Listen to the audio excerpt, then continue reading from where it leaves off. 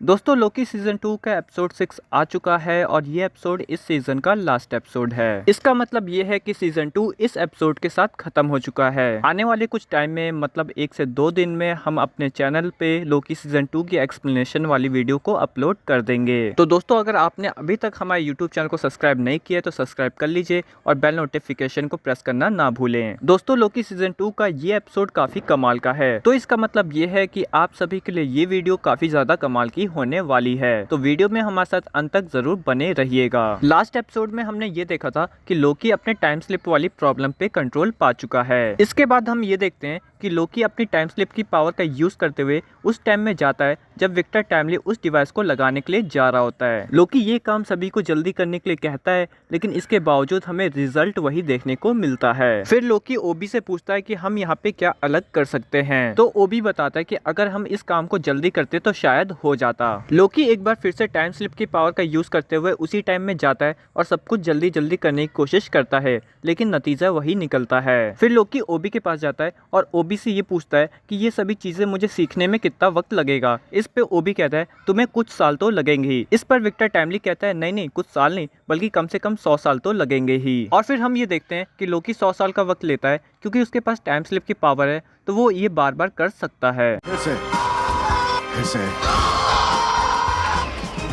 बार बार time slip करने की वजह से लोकी इन सभी चीजों में एक्सपर्ट हो जाता है और वो फिर से टाइम में जब वापस आता है तो आते ही तुरंत डिवाइस को बना देता है और फिर विक्टर टाइमली को कहता है जाओ तुम इस डिवाइस को लगा कर आओ। विक्टर टाइमली इस डिवाइस को लगा देता है और सेफली वहां से बाहर आ जाता है। ओबी फिर डिवाइस को चेक करता है। थोड़ी देर के लिए सब कुछ ठीक रहता है, लेकिन उसके बाद सब कुछ फिर से खराब होना स्टार्ट हो जाता है। और फिर विक्टर टाइमली बताता है कि मेरा डिवाइस बस फाइनाइट ब्रांचेस को रोक सकता है, लेकिन यहाँ तो इनफाइनाइट है। लोकी यहाँ पे सोच में पड़ जाता है कि मैं इतनी कोशिश कर रहा हूँ, उसके बावजूद भी कुछ भी नहीं हो रहा है, तो मैं करूँ तो करूँ क्या। लोकी इस बार टाइम स्लिप करके उस टाइम में जाता है जब सिल्वी ही हू रिमेन्स को मारने वाली थी। यहाँ पर लोकी बहुत कोशिश करता है सिल्वी को रोकने की, लेकिन यहाँ पे भी वो नाकाम हो जाता है। हर बार सिल्वी यही कहती है कि अगर तुम्हें ही हू रिमेन्स को बचाना है तो मुझे मारना होगा, लेकिन लोकी यहाँ पे एक बार भी इतनी हिम्मत नहीं जुटा पाता है कि वो सिल्वी को मार सके। इतनी ज्यादा कोशिश कर लेने के बाद लोकी ही हू रिमेन्स के पास आता है और उससे कहता है कि तुम आखिर इसे रोकते क्यों नहीं हो। ही हू रिमेन्स अपने टाइम पैड की मदद से सिल्वी को पॉज करता है, वहीं पे रोक देता है और फिर ये दोनों एक दूसरे से बात करते हैं। यहाँ पर ही हू रिमेन्स इस बात को रिवील करता है कि जो टेम्परल लूम है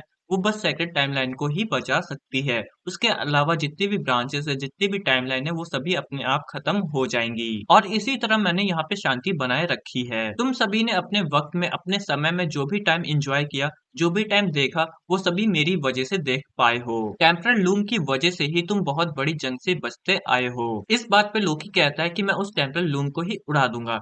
यहाँ पे ही हू रिमेन्स कहता है कि सोच लो, अगर तुमने उस टेम्परल लूम को उड़ा दिया जो कि सेक्रेट टाइमलाइन को बचाते हुए आ रही है, तो यहाँ पे बहुत बड़ी जंग हो जाएगी, जिसके बाद कोई भी सेक्रेट टाइमलाइन नहीं बचेगी और शायद ही उसके बाद कुछ बचे। फिर ही हू रिमेन्स यहाँ पे कहता है कि तुम्हारे पास एक ऑप्शन और है कि अगर तुम यहाँ पे सिल्वी को खत्म कर देते हो तो हम दोनों मिलकर यहाँ पे बहुत सारे लोगों की जान बचा सकते हैं। लोकी ही हू रिमेन्स की ये बात सुनने के बाद असमंजस में पड़ जाता है। फिर लोकी कहता है कि मैं यहाँ पे सबको बचाऊंगा, तो कैंग कहता है कि तुम कोशिश कर सकते हो। इसके बाद लोकी फिर से टाइम स्लिप की पावर का यूज करते हुए उस टाइम में जाता है जब लोकी फर्स्ट टाइम मोबियस से मिला था। लोकी मोबियस से पूछता है कि तुम्हें कैसे पता चलेगा कि तुम्हें किसको बचाना है और किसको नहीं बचाना है। मोबियस यहाँ पे एक स्टोरी सुनाता है। उस स्टोरी में दो हंटर एक इंसान को मारने के लिए जाते हैं। वो इंसान फ्यूचर में जाकर 5000 लोगों को मारने वाला था, लेकिन उन दोनों में से एक हंटर वहीं पे रुक जाता है, क्योंकि वो दोनों जिसको मारने जाने वाले थे वो बस 8 साल का एक बच्चा था। जब उन दोनों में से एक हंटर रुक जाता है तो उसकी वजह से एक नई शाखा बन जाती है,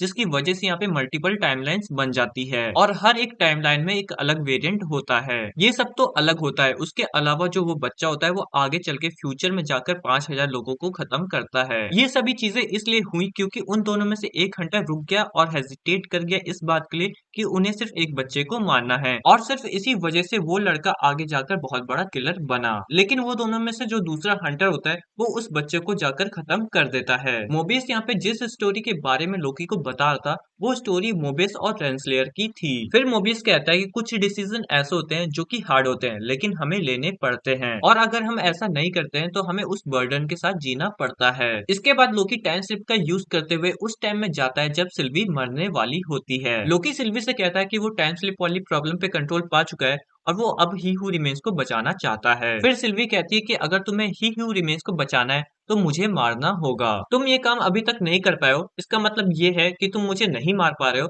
और तुम यहाँ पे इसलिए आए हो क्योंकि तुम इस बात की परमिशन ले सको कि तुम मुझे मार सकते हो। लेकिन एक बात मैं तुम्हें बता देती हूँ लोकी, कि मैं तुम्हें अभी भी इस बात की परमिशन नहीं देती हूँ कि तुम मुझे मार सको और ही हू रिमेन्स को बचा सको। ये बात सुनने के बाद लोकी थोड़ा उदास फील करता है, लेकिन बातों बातों में ही सिल्वी एक बात कह देती है कि अगर कुर्सी पे सही इंसान बैठा हो तो सब कुछ ठीक रहेगा। इतना सुनते ही लोकी समझ जाता है कि अब उसे क्या करना है। इसके बाद लोकी टाइम स्लिप करके उस टाइम में जाता है जब सब कुछ खत्म होने वाला होता है। सब कुछ खत्म होने से पहले लोकी सबको एक बार जी भर के देख लेता है और फिर अकेले ही टेम्परल लूम की तरफ जाने लगता है। टेम्परल लूम की तरफ बढ़ते हुए लोकी की जो ड्रेस होती है वो पूरी तरह से चेंज हो जाती है। और आप सभी मुझे ये बात कमेंट करके जरूर बताइए कि ये जो लोकी की ड्रेस है आप सभी को कैसी लगी। मुझे तो बहुत अच्छी लगी, आप सभी को कैसे लगी मुझे कमेंट करके जरूर बताइएगा। इसके बाद लोकी टेम्पल लूम को उड़ा देता है और एक एक करके सभी टाइमलाइन में जान भरने लगता है। ऐसा करते करते लोकी एंड ऑफ टाइम में पहुंच जाता है। इस पॉइंट तक पहुंचते पहुंचते लोकी सारे टाइमलाइन को अपने हाथ में पकड़ लेता है